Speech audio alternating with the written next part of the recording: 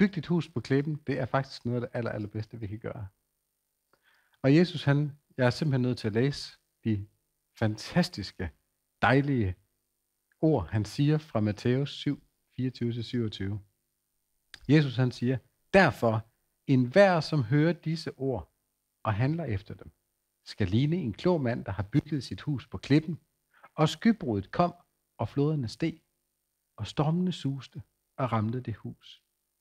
Men det faldt ikke, for dets grund var lagt på klippen. Men hver, som hører disse ord og ikke handler efter dem, skal ligne en tåbe, der har bygget sit hus på sand. Og skybruddet kom, og floderne steg, og stormene suste og slog ind imod det hus. Og det faldt, og dets fald var stort.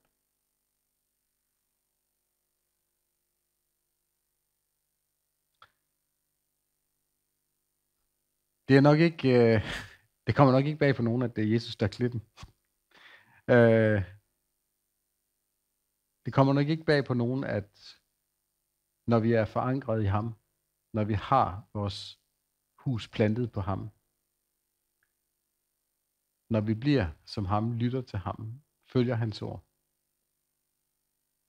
jamen det er der, vi er på klippen. Og skybruddet kom, og floderne steg, og stormene suste og slog imod det hus.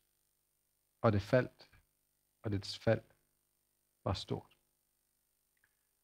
Der står ved begge huse, at stormene kom, og floderne steg.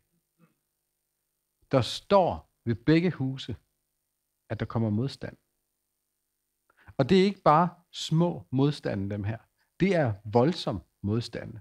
Det er virkelig, virkelig noget, der siger spar to. Hvis et hus kan vælte, så er der altså ikke en lille bitte regnskylle, der kommer. Men det er massive vandmasser, der skyller det her hus afsted, og det vælter. Så Jesus han siger indirekte, at vi vil opleve modgang, vi vil opleve prøvelser, vi vil opleve kampe i vores liv. Det at blive troende og tænke, wow, nu tror jeg på Jesus. Livet det bliver så let. Det var, det gør det også. Men det er på en helt anden måde. Forskellen er, at vi ikke er alene. Forskellen er, at når vi er forankret i Guds ord, så har vi noget at holde fast i. Men til gengæld så er der også rigtig, rigtig mange, der oplever, at når først vi tror på Jesus og tager imod ham, så begynder stormene for alvor at rejse sig. Og det gør de af flere årsager. For det første, så ønsker Gud at afprøve os. Han ønsker at finde ud af, det her menneske, holder det fast, holder det ved. Når stormen kommer, når modgangen kommer, vil det her menneske holde fast i mig? Eller mister det troen? Det er den ene side af det. Den anden side er, at Satan står som en brølende løve og ønsker, at du skal falde fra din tro. Så ja, Gud kan sagtens sende dig ind i nogle prøvelser. Men jeg skal love dig for, at Satan også kan kaste dig ind i den rygende ildovn. Spørgsmålet er bare, når du er inde i ildovnen, hvad sker der så? Brænder du op, fordi du bliver bange? Eller oplever du, at der er en ekstra person sammen med dig inde i ildovnen, som tager dig i hånden, som lægger sin kappe rundt om dig og som beskytter dig?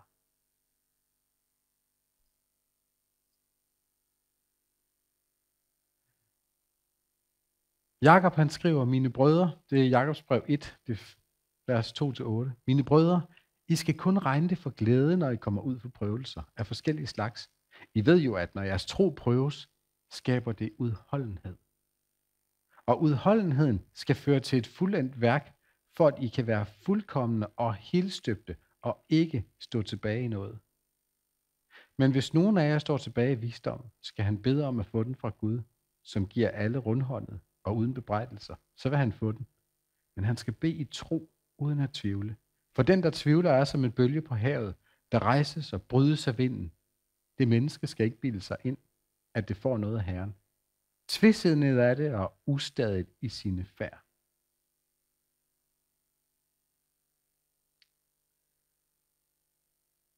Det kan godt være, at vi som troende ved, at vi skal bygge på klippen. Vi ved, at vi skal have et fundament, og det er godt. Og det kan godt være, at vi har en tro, som virkelig vil noget. En tro, som virkelig holder fast i Jesus. Men det med at have et fundament, ja, det er det aller vigtigste. Fordi hvis fundamentet ikke står der, så er det noget rigtig skidt at have et hus. Men jeg vil i stedet for sige, hvordan har du tænkt dig at bygge dit hus oven på fundamentet? Fordi det er fint nok at have et fundament. Det er fint nok, at vi har fået en støbetilladelse. Han har sagt, det har vi så ikke, men det er fint nok, at vi må gå i gang med at støbe fundament til vores maskinhus. Wow! Men hvordan bygger vi det der ovenpå? Hvordan bygger du dit hus? Bygger du en lille hytte, hvor du tænker, vi skal ikke være så prangende. Det er bare mig. Det er bare, jeg skal bare lige have bare mig. Det er fint. Jeg skal bare lige have plads til det her. Eller er du endnu mere spartansk og tænker, ej, jeg skal bare have et lille mobile home. Bare 15 kvadratmeter og jul, og så kan jeg altid flytte. Så er det fint. Og så har du det godt. Eller bygger du et rækkehus, hvor du faktisk indirekte bliver afhængig af din nabo, som ikke gider have nyt tag, når det regner, og du kommer op og slås? Eller bygger du et parcelhus, hvor du selv bestemmer, det skal være de der mursten, og der findes rigtig mange mursten, vil jeg gerne sige. Det skal være den der farve tag, det skal være de her sternbrædder, eller murede gesims, eller hvad vælger du? Hvordan skal dit hus se ud? Eller er du der, hvor du tænker, jeg skal da have et slot. Jeg skal da have det vildeste slot. Det er lige mig. Jeg kan simpelthen mærke, at jeg vokser, hvis jeg får et slot. Jeg kan sådan se mig selv være i det der slot. Eller bygger du sådan et kæmpestort lejlighedskompleks? Fum! Hvor der bare er plads til mængder af andre mennesker. Hvordan bygger du dit hus? Hvis du skal prøve over for dig selv at sætte ord på, hvordan du har bygget dit hus, hvordan vil du så definere? Er der plads til andre? Går du op i detaljerne? Har du bygget det? Ligesom Gud han sagde, templet skulle bygges. Han gik op i detaljer. Jeg skal hilse jer at sige, at Gud han er en detaljernes Gud. Hvis I læser om, hvordan Noahs ark skulle bygges, pagtens ark, templet, altså der var side på side på side på side med nøje beskrivelse af, hvordan det skal bygges. Der er ikke noget, der er overladt til tilfældighederne. Der er ikke noget, der er overladt til en eller anden lille jernklump. Nej, vi snakker ægte guld og sølv her. Guld. Ægte ædelsten. Hvordan er dit hus bygget? Eller har du bygget et lejlighedskompleks, men hvor det i bund og grund er blevet til et fængsel? Et fængsel med tremmer i, hvor du egentlig godt ved, at dit fundament, det er egentlig bygget på Gud, det er bygget på Jesus. Men det er som om, du står bag trammerne og rusker. Det er som om, du ikke helt kan komme ud.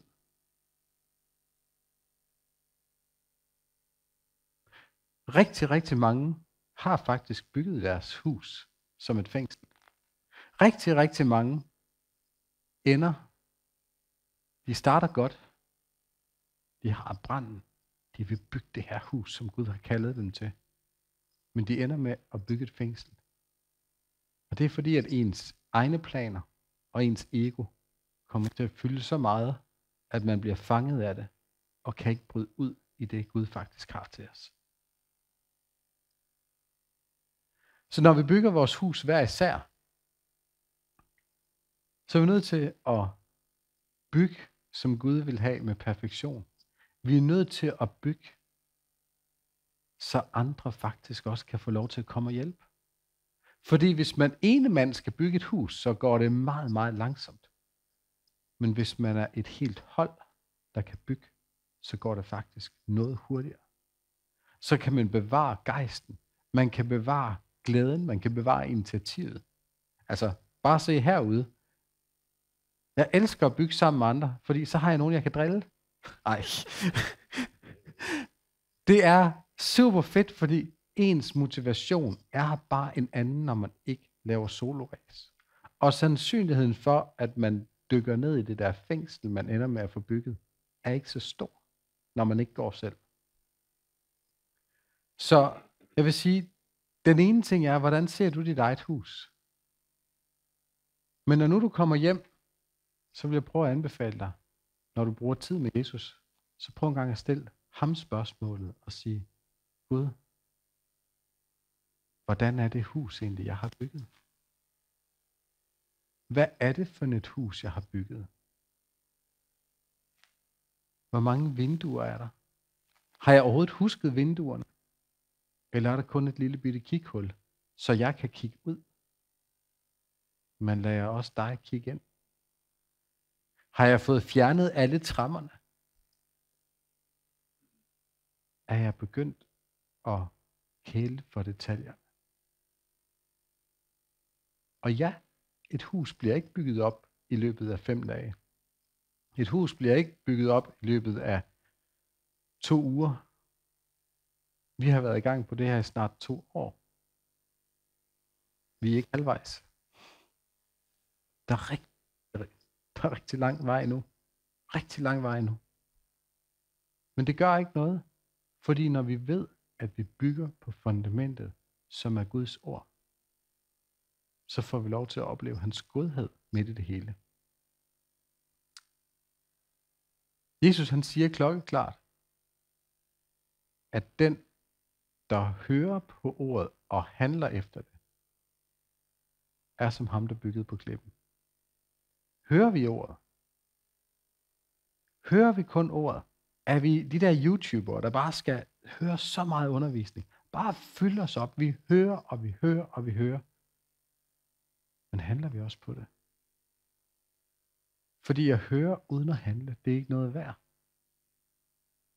Det er heller ikke noget værd at handle, hvis ikke du virkelig har en relation og leve ret ind for Gud. Det er en kombination, og det er det, der giver klippen.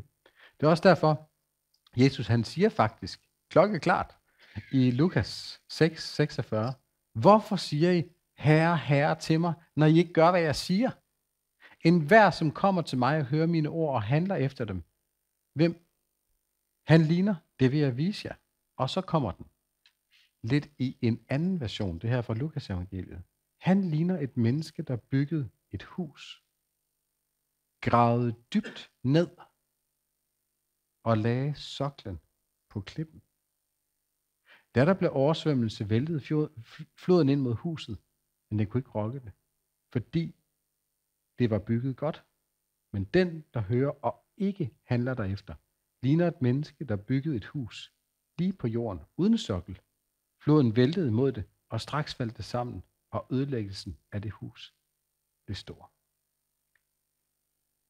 Jeg elsker det her med.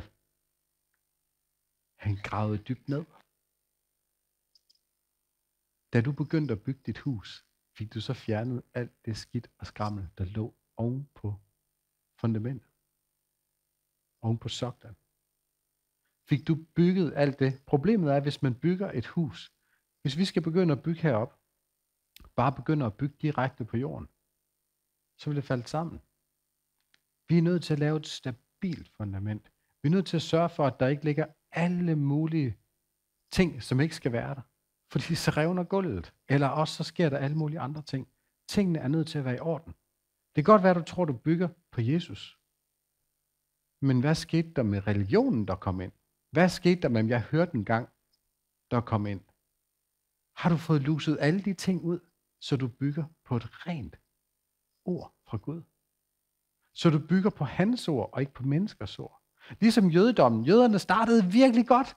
Det gik så godt, da de blev udvalgt af Gud. Og mand, de oplevede jo de vildeste ting i ørkenen, og de så Guds storhed. Og de der jøder, de var jo så fantastiske. De skrev alle de der overleveringer, de mundtlige overleveringer, skrev de ned i deres lille jødiske Talmud. Men rigtig mange af de overleveringer er ikke fra Gud. Det er blevet menneskelig visdom, menneskelig lærdom, som i bund og grund holder os langt væk fra fra Gud. Og derfor er vi nogle gange nødt til at få luset ud med, jamen jeg hørte jo, jamen de sagde jo hen i kirken, jamen jeg lærte jo dengang i søndagsskolen, jamen jeg har, I don't care hvad du har lært, står det i Bibelen? Eller det der står i Bibelen, er det blevet så udvandet, at du skal fortolke det for at forstå det? Eller læser du det så det står? Du er nødt til at læse det som det står. Det er det, der gør, at vi kan handle på det. Fordi hvis vi ikke læser det, som det står, så kan vi ikke handle på det. Så handler vi på noget forkert. Og så ligger der noget forkert, der hvor vi skal bygge vores fundament, når vi skal til at støbe. Og så bliver støbeprocessen bare noget skidt.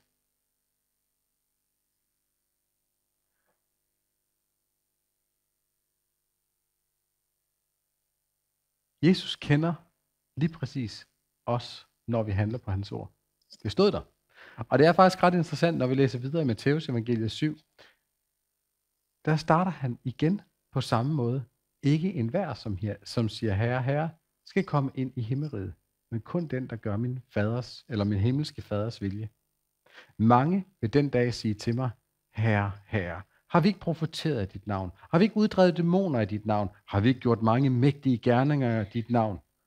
Og jeg vil sige til dem, som det er, jeg har aldrig kendt jer. Bort fra mig, I som begår lovbrud. Og jeg har hørt den her passage så mange gange, hvor folk tager den. Se, vi skal ikke gå ud og helbrede de syge. Vi skal ikke kaste dæmoner ud. De er jo alligevel i helvede. Ja. Hvorfor? Der står, jeg har aldrig kendt jer. Bort fra mig, I som begår lovbrud. Det vil sige, det her, det er nogen, der handler på ordet, men ikke har taget ordet herind, som ikke tror på det, som i bund og grund ikke har bygget sit hus på fundamentet, men som har hørt, som har læst. Jeg hørte på et tidspunkt om en gut i Aarhus, som havde hørt nogle af alle de her gadefolk, der var ude på gaden og bede, og han havde set, der var kæmpe kraft, når de her mennesker, de bad i Jesu navn. Så han besluttede sig for, det skal jeg også gøre. Så han startede en klinik, og så helbredte han dem alle sammen i Jesu navn. Og det virkede, for Jesu navn fornægter ikke sig selv. Men manden forkyndte ikke Guds rige, og manden troede ikke på Gud, men han helbredte i Jesu navn. Jeg tror da lige præcis på, at han vil være sådan en, hvor Jesus siger, vi er bort, jeg kender dig ikke. Men der er også masser af eksempler på, at folk som helbreder og uddriver dæmoner, ligesom disciplene gjorde, ligesom vi gør. Jesus vil sige, kom mit barn, jeg elsker dig. Men det er så vigtigt, at handling går hånd i hånd med ordet.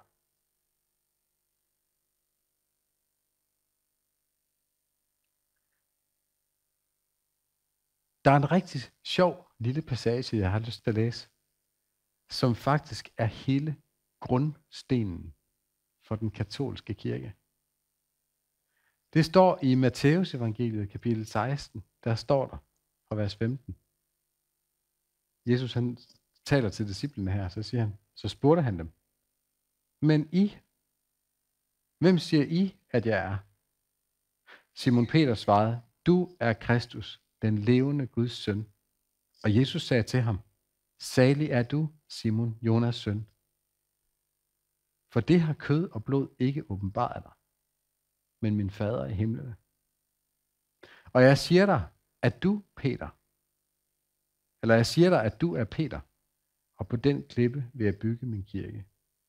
Og dødsrigets porte skal ikke få magt over den. Jeg vil give dig nøglerne til himmeriget, og hvad du binder på jorden skal være bundet i himlen, og hvad du løsner på jorden skal være løst i himlen. Derfor bød han strengt sine disciple at sige til nogen, at han var Kristus. Derfor hedder det også Peterspladsen i Rom, lige præcis på grund af det her, fordi de mener, at Peter var lige præcis den person, som Jesus ville bygge sin kirke på. Og derfor er paven i dag stedfortræder for Peter. Ja. Men se, det sjove af det hele, og grunden til, at jeg har taget det her frem, det har jeg taget det frem, fordi Peter, navnet Peter. Der står, på den klippe vil jeg bygge min kirke, siger Jesus. Men navnet af sig selv. Peter betyder, eller er, det græske ord, er Petros. Og mange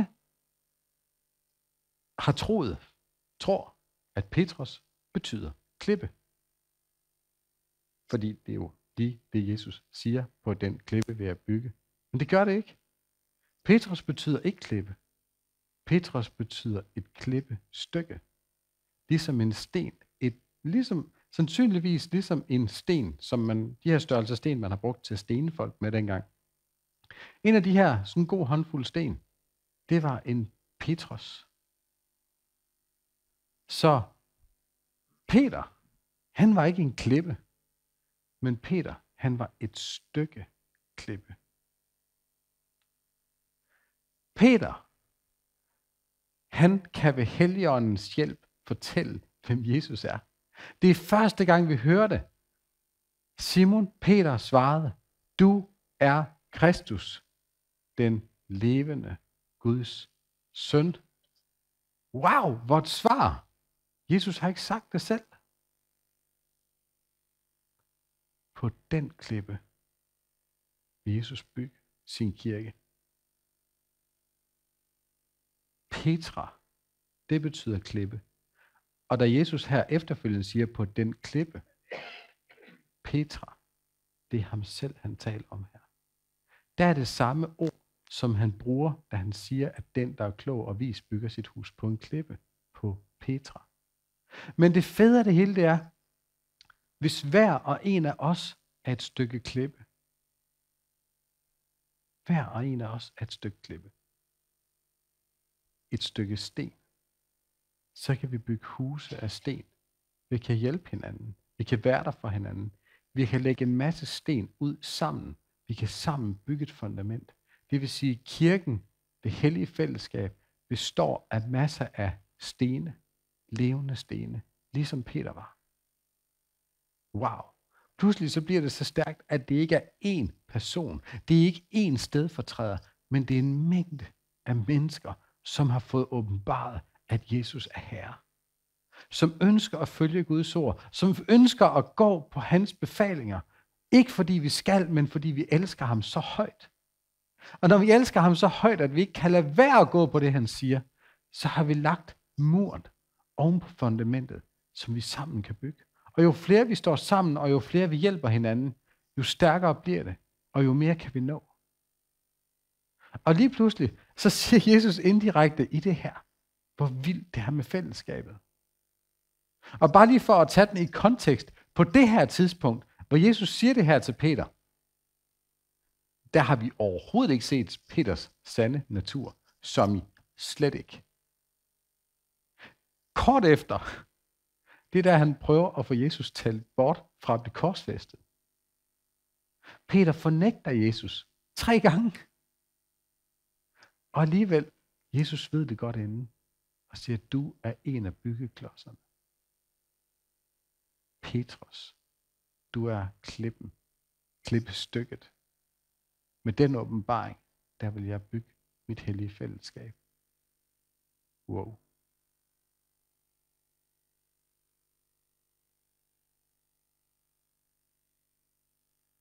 Samme Petros, klippen, taler Paulus om. Han refererer tilbage til tiden i Egypten, da israelitterne er på vej ud.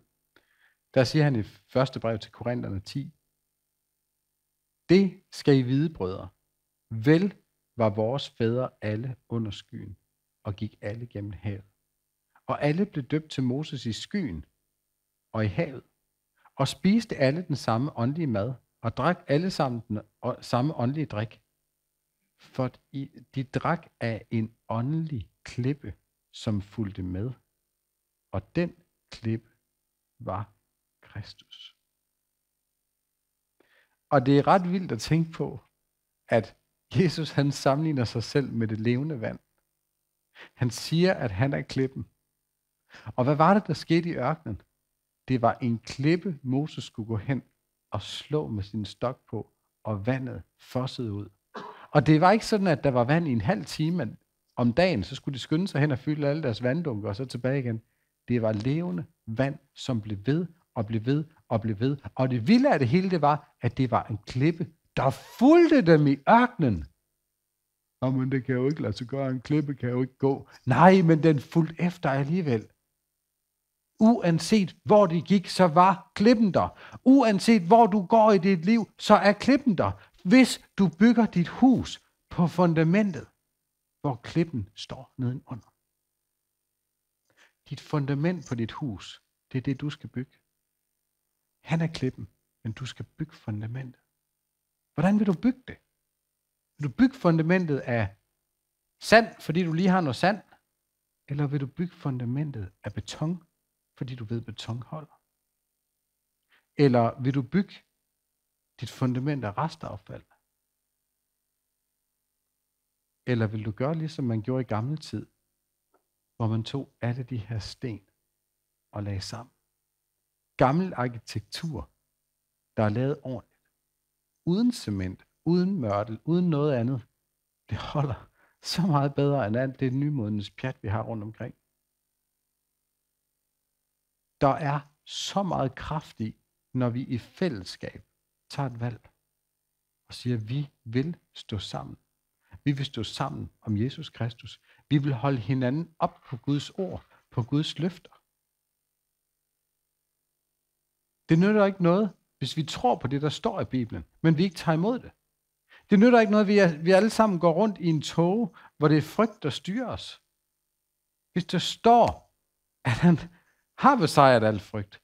Hvis der står, at frygten er den, der oplever frygt, er fordi han ikke fuldt ud kender Guds kærlighed, så lad os vise hinanden Guds kærlighed. Lad os vise hinanden, hvem Jesus er igennem vores liv. Lad os være vidnesbyrd for hinanden, i stedet for at bekrige hinanden. Lad os lægge vores liv ned og hjælpe hinanden, i stedet for at have travlt med at bygge vores egne fængsler rundt omkring, hvor det kun handler om os. Og så indimellem, så kan vi lukke op for YouTube, så vi kan se noget undervisning. Med andre ord, vi kan få lidt vand ind ad trammerne, så vi lige kan overleve. Men det er da ikke et liv. Det er da ikke et liv at blive siddende inde i et fængsel. Det er da et liv, når vi får lov til at komme ud. Det er et liv, når vi får lov til at dele om Jesus, når vi får lov at være dem, han har skabt os til at være. Det er der, livet begynder. Mit liv for alvor med Jesus, det startede først, da jeg begyndte at gå ud, hvor det ikke var sjovt. Fordi jeg vidste, han kaldte mig derud. Og jeg blev ved med det. Og jo mere stedig jeg var, jo hårdere blev det. Og så kom floderne, og så kom stormen. Og så havde jeg lyst til at smide det hele. Jeg har flere gange haft lyst til bare at smide håndklædet i ringen. Jeg ville ikke mere. Jeg synes, det var så hårdt i starten de første år. Det var virkelig, virkelig hårdt. Men det fede af det hele, det er, at når stormen virkelig kommer, og floderne virkelig raser, det er der vandløbene bliver formet. Det er der stenene stille og roligt bliver formet til at blive glatte. Og det kan godt være, at man synes, det tager enormt lang tid, fordi man er godt nok noget af en hård nyser, man er en hård granitsten. Men jo mere vand der kommer, jo kraftigere vand der kommer, jo hurtigere går der at blive slæbet. Så det gør ikke noget, når prøvelserne kommer. Men det gør noget, hvis vi prøver at stride imod. Han har styr på det. Jeg har lært igen og igen og igen og igen, at mine bekymringer, de skal ikke ligge i min rygsæk. Mine bekymringer skal jeg ikke tage frem om aftenen. Mine bekymringer, dem skal jeg lægge ved Jesus, så snart de kommer. Og jeg har oplevet så mange eksempler på det. Og jeg har oplevet så mange gange, hvor jeg næsten har følt mig selv som værende kold. Sådan helt, hvorfor bekymrer det mig ikke? Du burde da bekymre dig omkring de her ting. Hvorfor går det? Er jeg bare mærkelig? Ja, jeg er super mærkelig, fordi jeg elsker Jesus helt vildt. Og jeg vil gerne være så mærkelig for ham, sammen med ham. Fordi han har skabt mig til at være sådan med ham. Og jeg kan bare sige til hver en af jer, læg jeres bekymringer over. Lad være med at gå selv. Det er ikke jer, der skal præstere i Guds rige. Gud, han kan klare sig fint uden dig. Han klarer det rigtig fint uden dig. Og han klarer det rigtig fint uden mig. men han ønsker at være sammen med dig. Og han vil elske, at du frivilligt siger, ja her. Han vil elske, hvis du lægger dine problemer over til ham, og han får lov til at bære dem.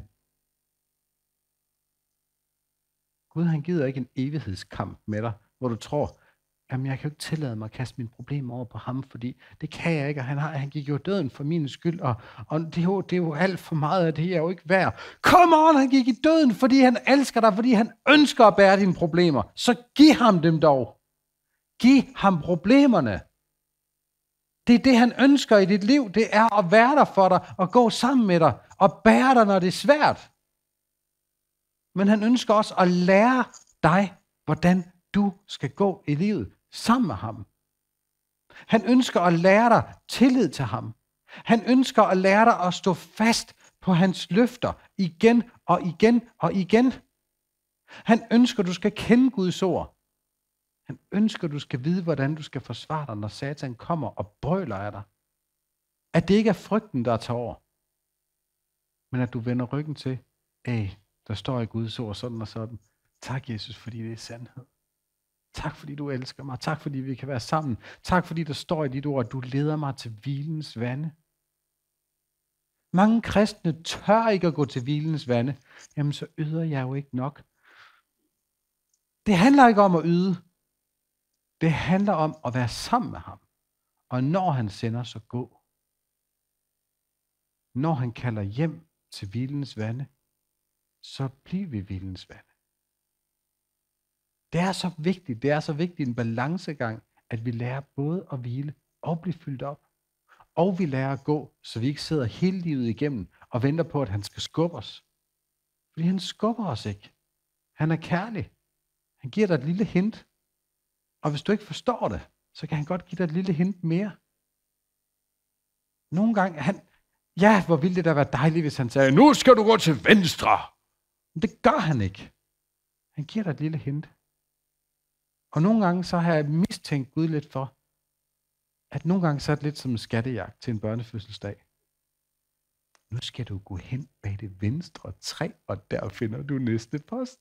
Og når du har løst den, så kommer du videre til den grønne, lille, fine busk, der er ude til venstre for skuret. Så kommer man derhen. Nu skal du løse den her opgave. Den er godt nok svær. Jeg kan ikke finde ud af den. Kom nu, løs den nu. Kom nu, du kan godt. Men jeg kan ikke komme igen. Jeg kan ikke finde ud af den. Kom nu, jeg hæpper på dig. Kom nu.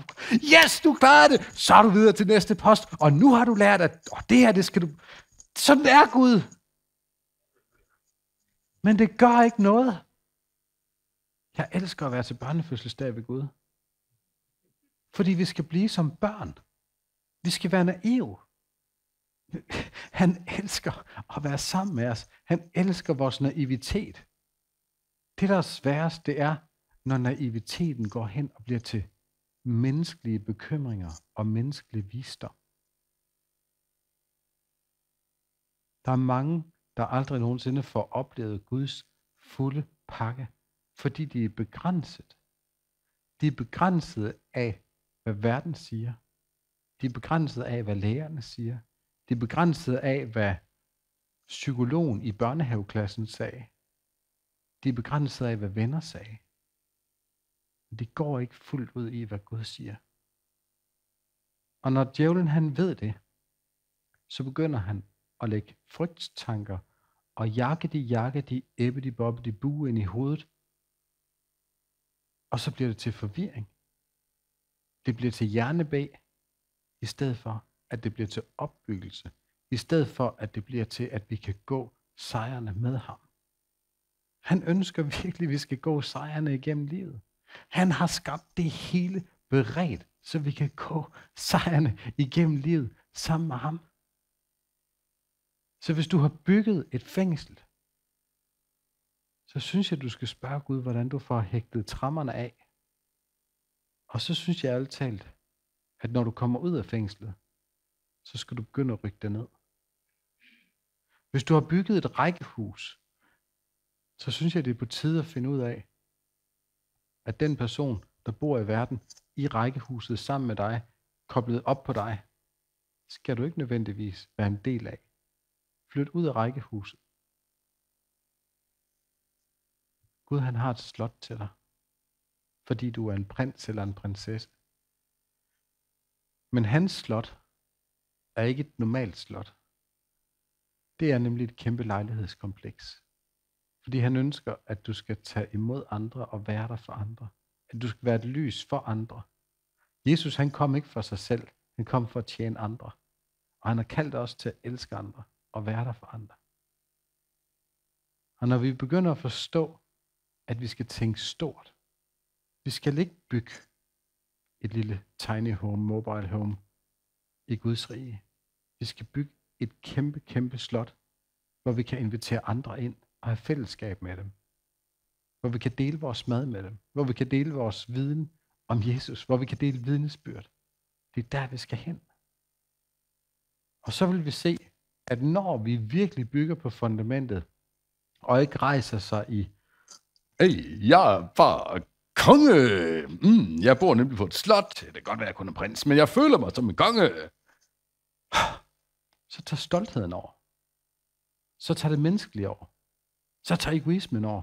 Og pludselig, inden du ser dig om, så er slottet forvandlet til et kæmpe luksuriøst slot, fyldt med fængselsceller. Og så får du ikke det Gud, han har for dig. Når vi går med Guds ord, så er vi nødt til lige at slagte lidt kød. Og stole på, at han har styr på det, og vælge at lægge det over til ham.